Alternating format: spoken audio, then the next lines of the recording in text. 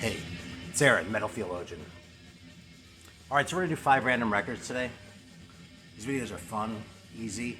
I'm going to be away for a little while, so I want to get a couple videos posted in the interim. So, listen to me trying to manage my fucking, channel pacing, if there's any concept of that if you watch this shit. I actually do try to get one out, once a week, but, shit happens, life shows up. I don't have anything to say. I don't want to waste y'all's time either, So, we're gonna do 5 random records. A couple other things first, though. Okay, so right now what we're listening to is this record by this band called Anger is Art, and I was a little bit skeptical about this one, honestly, because it's more or less a one-man band. I mean, there's one guy sort of behind the whole thing, if I remember correctly, but then he brought in a band so he could tour, and so it's not a band, but they're at least as real a band as fucking Boston, right? But anyway. The cover's kind of amazing, though, so I was sort of like, God damn, I kind of do need to hear that. So I gave it a shot, and this is a really good thrash record. The vocals are a little bit shouty for my taste, but what I really appreciate about this is there's an emphasis on the actual songwriting aspect. I think that's the best thrash records. I mean, that's one thing that kind of set Anthrax apart in the early days, and it's one reason why I think Spreading the Disease is a lot better than Among the Living, is because I feel like the songs were just written better, you know what I mean? They had hooks and that sort of thing. This one, the songs have parts and it makes sense and it all sort of fits together. It's not just sort of thrash for its own sake. And yeah, I don't know, man. In a way, that's one of the harder things to pull off, I think. You know what I mean? I can forgive a singer who isn't the singer I would have chosen, maybe, but whatever. There's also on our very own Scott Waters, there's No Life Till Metal Records label. So yeah, I'm glad to have found this thing because it's a good fucking record, and I listen to mostly old shit. I'll own it, but it's good to support bands that are still in existence too, right? I mean, anyway, there's one other one, man, and I actually kind of feel a little bit bad about this one, but there's a dude, and I apologize, man, fucking name is escaping me, but there's an Italian dude who's recommended this to me in my comments a couple times. So I finally broke down and sent away for a copy. I had to get this from Italy too, and shipping isn't as cheap as it used to be, but I'm now the proud owner of a Jester Beast record. It's called Poetical Freak Scream. I misread that at first. And the cover kind of looks like a punk cover. The back looks kind of, like it could go either way. I'm not really feeling this record, man. I hate to say it because this was recommended to me with such enthusiasm. And I love Italian metal, generally speaking. I mean, if you watch my channel, I don't think you can accuse me of being hostile towards Italians, I mean, Italian is a selling point, generally speaking, when I'm looking at a record. If it's Italian, that's a thumb on the scale in its favor. But this one, it's just too punky for me, man. And I don't want to compare it to some of the straight crossover stuff. I'm thinking oh, is this sentiment like DRI or Gangrene or some of those other bands I don't have a whole lot of use for. So I just never really. When I've been into punk, crossover was too metal, and when I've been into metal, crossover was too punk. I've never just been in the right frame of mind. Doesn't mean I've never enjoyed listening to a DRI record, but that kind of shit has just never been my favorite style. Just because it's sort of I don't know if it's one step too far or one step too little, but for some reason or other, I just never connected with those records. This isn't quite that. This isn't really a crossover record in that sort of way, but it has a real punk sensibility about it. A lot of it's in the vocals. Definitely a punk singing style. More than this guy, too. This guy's shouty. This guy's shouty in a punk way. You know what I mean? And I'm going to play it a few more times, man. I'm going to try and get my head around this record. But honestly, I was hoping I'd like this a lot more. Yeah. Dude, that cover's really bullshit. I don't know. I mean, there's something about it that there's a certain sort of dated, comic drawing style here. I don't know. I don't know enough about comics, sit here and start making comparisons and that sort of thing. But yeah. Now, one of these days I might come back. I always reserve the right to come back and say, okay, this record that I said I thought sucked, I actually think it's great, and I was fucking wrong. I always reserve the right to say that because you're never too old to grow up a little bit, right? And growing is nothing. I mean, if growing isn't learning, then what the hell is growing? Alright, gotta figure out what dice we're gonna use here. Okay, so we have, yeah, that's right. fucking dice, man. I want to say I never buy records for content, but I did buy dice for content. I actually didn't. I just bought these for the hell of it, and then like the only time I used them, because I never actually like played D&D with them, I was like, oh, I can use those for fucking 5 random records,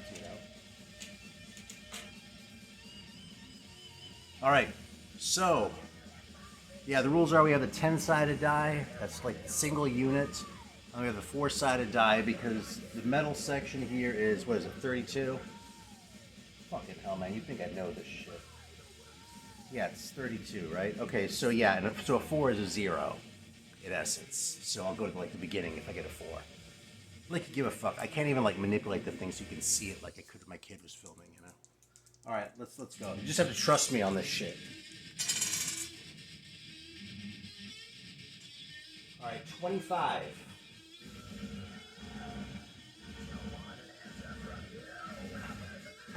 Okay, so 16, 20. What did I say, 25?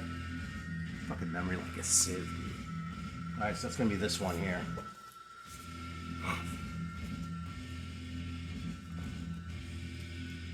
Alright, no peeking. It's funny, there's a Primal Scream record in here, and I'm like, kinda know where it is, so I'm like, do I go closer or further away from it? Oh, this is what we got. But this is just a fucking winner. Alright, this fucking record is so good, and the Lord Weird Slough-Feg is so fucking good. The 3 records of Slough, I love everything that I've heard by Slough-Feg. They're like, I think I might be missing 2 or 3 of the later ones, but I probably have like 7 or 8 of their records, something like that. And they're all fantastic. Like, I have everything through Ape Uprising, and that one's still awesome. Actually, here, I'll show that cover, because people don't talk about that one as much. It has a fantastic cover. It's funny, that's a little comic-y too, but it just works in a way that Gesture Beast doesn't. Anyway, the real sort of undisputed, at least in my estimation, Kings of the Hill on the Slough-Feg front, like the 3 that I think are absolutely essential are Down Among the Dead Men, Atavism, and this one, Traveler. It's just a fucking fantastic record, and I'm really glad I got this around the time it came out. Because it hasn't gotten any cheaper over the years. There ought to be a reissue of this. Let me show the gatefold here, though. A band shot that sort of illustrates why I'm not really crazy about band shots, right? They're just standing there. Yeah, man. I mean, how many records do you have that are concept albums based on fucking role-playing games? Yeah. And like, that's fun and cool, but I never played. I mean, I think the game is called Traveler. I'm not even sure. I never played that when I was a kid. I did play D&D, but I didn't play Traveler. I never even heard of it until I got this record. But first of all, man, you can't argue with that cover anyway, right?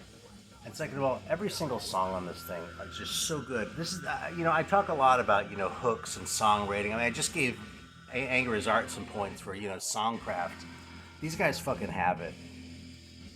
And yeah, Slough-Feg was, when I was living in San Francisco, this was kind of one of my bands too, since they were local. Actually,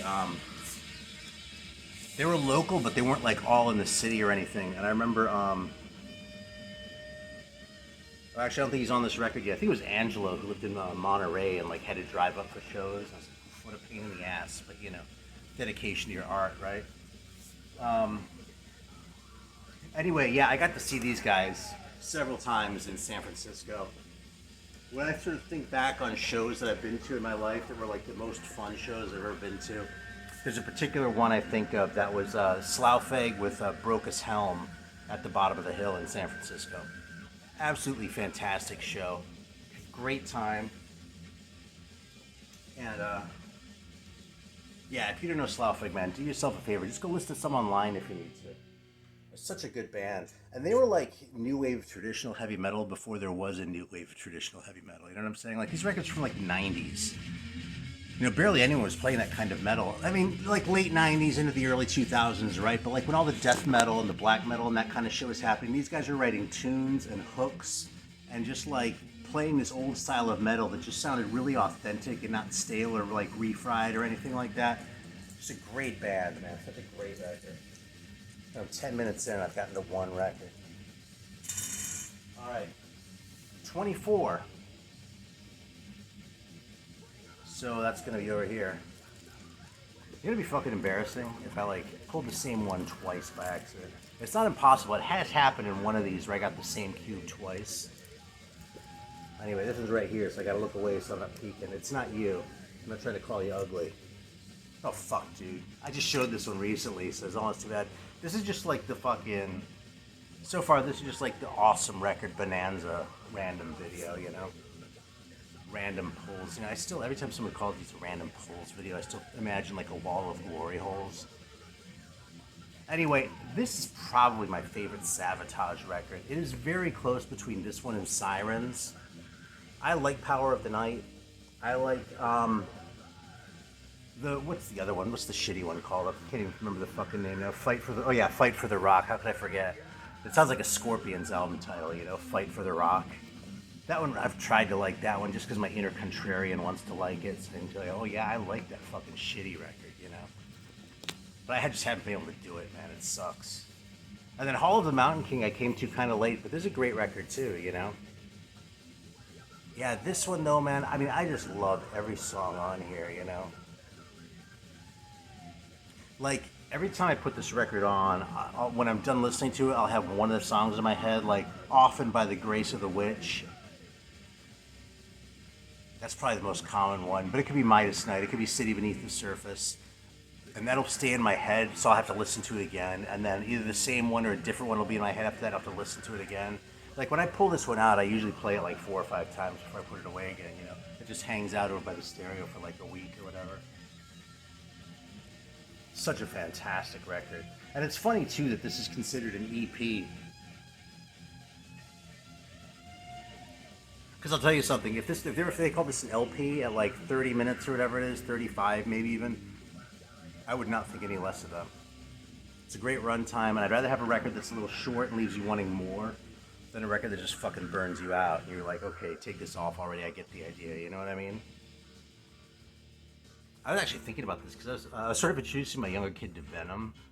And I was going to just get him a CD because he collects CDs. They're usually cheap. I was listening to Welcome to Hell and I was like, this is so fucking good. So I started looking at CDs, and all the ones that were like readily available had a whole bunch of bonus tracks at the end, you know. And it's interesting stuff, you know what I mean? It's like the early demo where they had that dude Jesus Christ singing for him and shit like that. But that record is just great the way it is, you know what I mean? Like I hate all that extra shit, sort of. Bringing that up. In fact, it's funny, I've upgraded a couple records recently. Like my Hypocrisy records that I had were like the doubles that came out on Floga a while back. And not their single album versions. I was like, oh, I'm going to get those. I'll probably sell off the other ones eventually. Because I don't want those fucking bonus tracks, man. They just get in the fucking way, you know? Put them on a separate record, you know what I mean? And I'll say, okay, do I want to like take the trouble to get the one with the thing? You'll make more money that way too, man, you know? If I go for it. I might not. There's a good chance I won't. But a lot of other people will. All right, how many records was that? 2? I should probably leave them out so I can count and just like lose my place. I'm talking about this shit, right? All right, yeah, Sloughing and Sabotage, man. Whatever the next one is has a high bar to meet. So,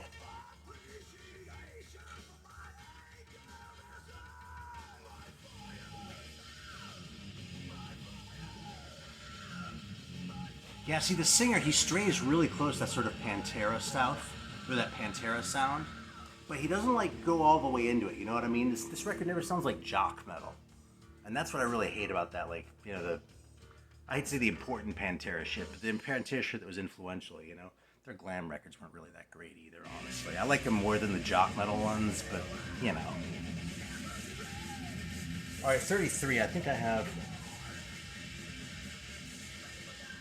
Yeah, my fucking math is so bad. Alright, so I gotta re-roll because I have 32 cubes here. I'll keep the 3 though. Well, that's stupid. I should flip a coin if I'm gonna do that, right? Alright, we got 22. We might be spending the whole day in the letter S. I don't think so though. Okay, 20. I wanted to peek to see if these are still S's, but that's cheating. I can't peek because I don't remember where things are, maybe. Potentially. I should even look at the fucking, like, camera. What's this one? All right, here's a nice little obscurity. I might even put this on for a minute because I haven't played this in a long time. This is Lochner, I think. How about that cover? I'm just gonna hold this here for a second so y'all can like take that in. And like, if that doesn't sell you on it, that's what a band photo should look like if you're gonna just be standing around like a bunch of chumps, right? It's funny because this record cover is actually kind of terrible, but like as far as, but it's still the sort of cover where I'm like, yeah, I want to hear that, you know? Like there's some covers that are bad, like the cover of like the Black Fate record comes to mind right off, where it looks stupid but it's kind of awesome too. This one's really just stupid, but what this one communicates to me is that I need to hear it.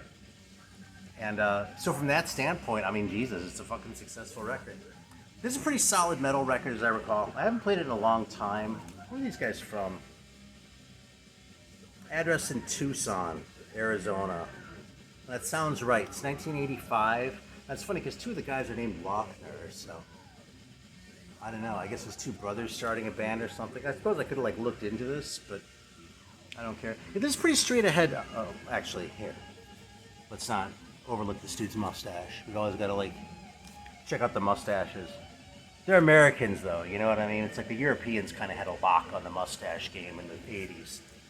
In the 70s, America could hold its own. All right, we're gonna put on Rock Lochner from there.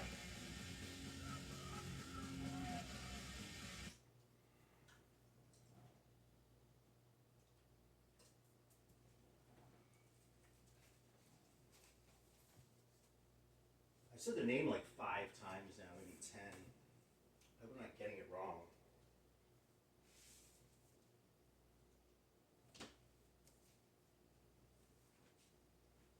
Oh, here's another thing that I noticed though. It's like the whole sort of like Rock Lochner thing with like the Lochner name, where you sort of go, oh, it's got to have been a couple brothers or something like that. They don't have a whole lot of songwriting credits on here though. Like it has the lyrics. Like this Ken Triffin guy or Triffin. You know, it does seem like the Lochner guys wrote a lot of the music, but they wrote none of the lyrics. Well, it looks like they collaborated on one. That's credited to all of them. You know what I mean? It doesn't look like you know, it's not like a Dio record or something like that, where the guy whose name is on there kind of owns the whole thing. And I kind of appreciate that about this record, actually. You know, because I don't really want to hear a solo project most of the time. I want to hear a band.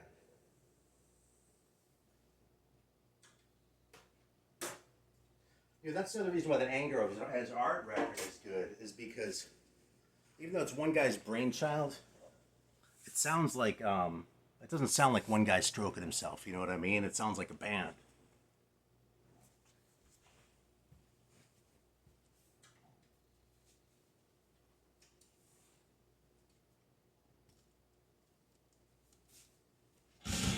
Oh, shit.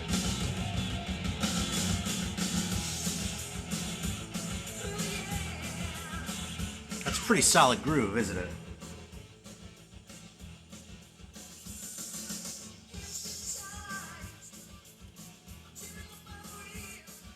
As far as the singer, we're trying to figure out where the singer is represented in this cover. It's not right here.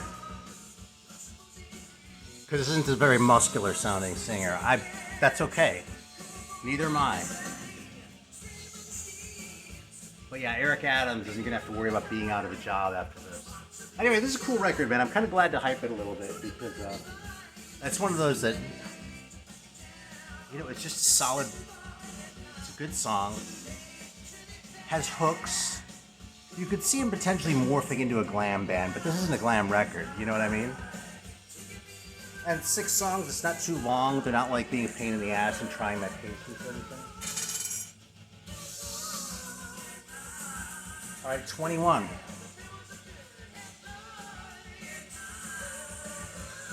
You already have a 21 or is it 22? Whatever, I don't fucking know.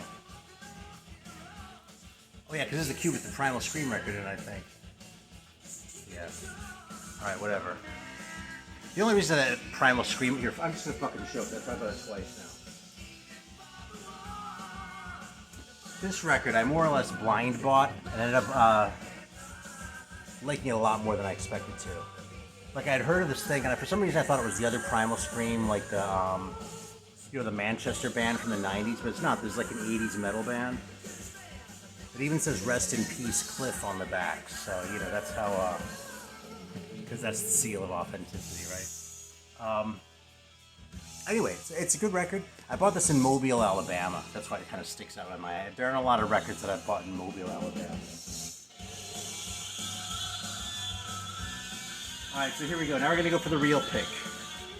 Out of this cube. I'll move over towards sort of the middle of the other side so I don't like...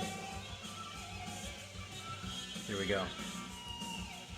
Oh shit. Alright, this is kind of a cool piece. It's not a great record, but it's a cool piece, because as far as I know, this is the only cover that this ever came with. This is a band called Rare Breed on Foul Mouth Records, which is real funny. And the sides, there's the rare side and the raw side. I never quite figured out which one was supposed to be side 1 and side 2. I mean, you can look in the Run Out Groove, right? I suppose this is kind of comparable to this one. These guys have a woman singer who's perfectly good. You know what I mean? Not like... She's not like the singer from True Feroz or something really eccentric like that, or the singer from Taste of Iron, who sort of has that rasp going on. But she's solid, you know what I mean? It's like a meaty vocal. She doesn't sound like she was someone's girlfriend, and that's how she got in the band. You know what I'm saying? That's kind of a disease you get sometimes. I feel like there's a different standard, or I don't know, man. Yeah, anyway, it's a solid record, man. Good songs. I mean, none of these really jumps out right. It's something, I need to hype right away. But if you're digging this Rock Lochner, you'd probably dig this Rare Breed record too, That's a cool, kind of obscure piece, so... There you go, man. Rare Breed. I'm pretty sure I haven't shown this one before. Ah, fuck it. I'll figure out where it goes later after I put the other shit away. Alright, so that's 4 records, right? I asked that like you're gonna answer me. The only person answering my questions, though, is the fucking voices in my head. 25 is all fucking 2s, dude. Except for the 3 that I had to re-roll. Alright, so 22, here we go. No, 25. Alright, so that's this one.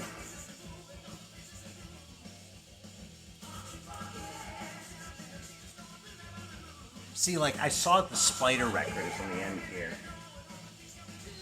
And I feel like, oh my god, like, if I gotta make sure I don't get that Spider record now, because it's cheating. Like, anyone gives a fuck, right? Like, you don't care. I know when Mazzy does these videos, I think he picks the records ahead of time. And he says, okay, here are ones that I pulled out randomly. Trust me, basically. Oh, shit. Oh, shit. Oh, shit, man. Come on. Live Undead, man. You can't live without it. It's funny, this is sort of, at least like in the... When I was getting to know Slayer, like, around Rain and Blood, that sort of era, I wasn't even a fan yet, but when I started getting to know them, this is always sort of the joke record in their catalog, you know what I mean? Because even back then, people knew it was, at least semi-fake. It says recorded live in New York City on their 1984 Haunting North America tour. I think what they did was they did a live in the studio thing and then dubbed some like yelling over it and shit so it sounded like a live record. So it wasn't not live, but it wasn't like in front of an audience necessarily either because it was like a radio show or something. I could be wrong about that story, but anyway, man, classic lineup of Slayer. Every song on this fucking record rips. You know what I mean? You can crack wise about this record, and I wouldn't blame you. But this record's just fucking...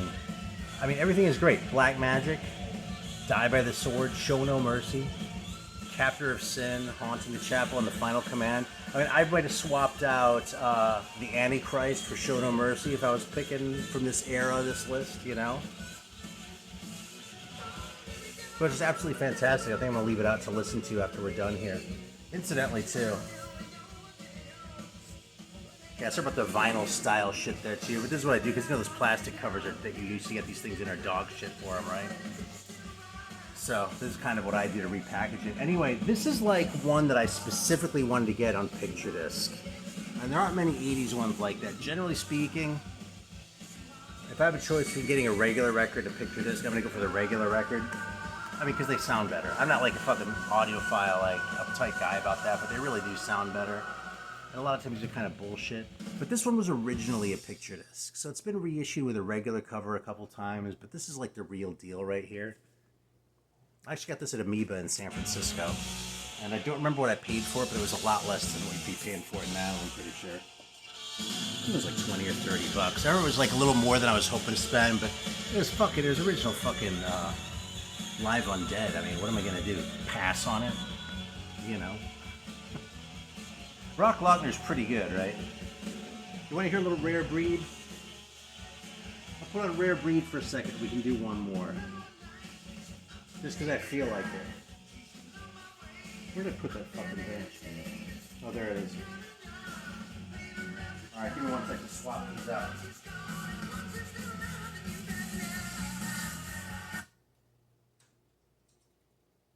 Yes, that was Rock Lochner.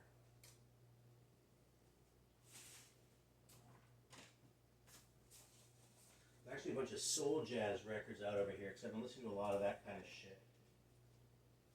There's this Forrest Parlin record that never did a lot for me, but I pulled it out just the other day and it really, I liked it a lot more.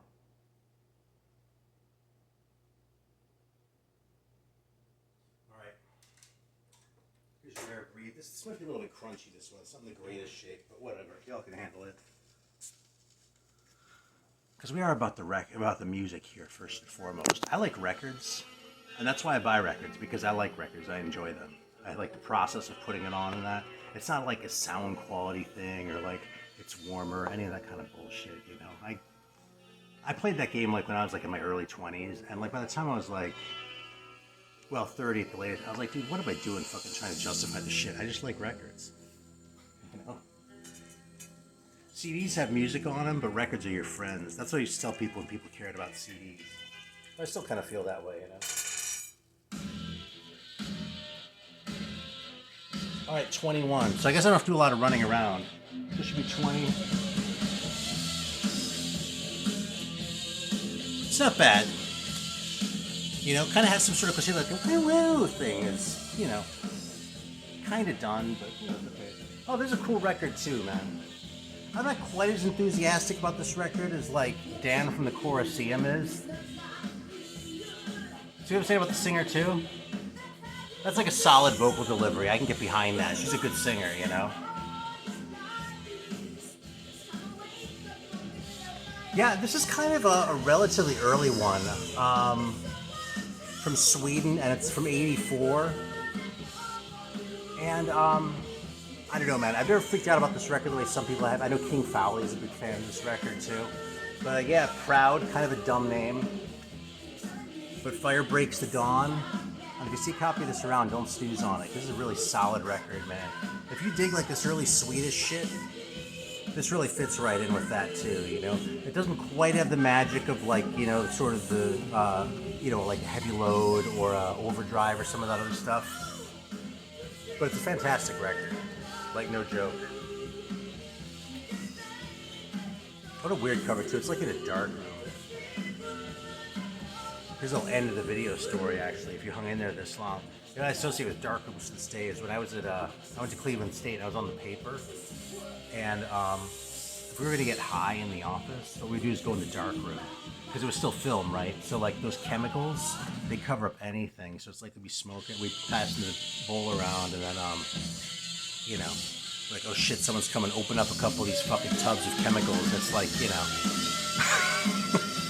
So anyway, it's my little tip for the day. Advice for the metal feelers. Maybe that's what I'll call this video. If there's a dark room, except nobody cares anymore. Shit's all legal now and everybody's happy, right? It's bad for me, but that's another story. It's okay. Alright, anyway, on that happy note, thanks for watching. I always appreciate it. And yeah, I hope you got a few laughs. This is really kind of unusual in that it was just bangers. We didn't pull a bad record out at all tonight. A lot of the time just went in here, I'm going, I don't really know what to say about this one. It's kind of weak, you know. But not today, man. If you go out and buy all these records, and tell me so in the comments. I will not say I did you wrong, man. That one was fucked up. All right, thanks for watching. I'll see y'all next time.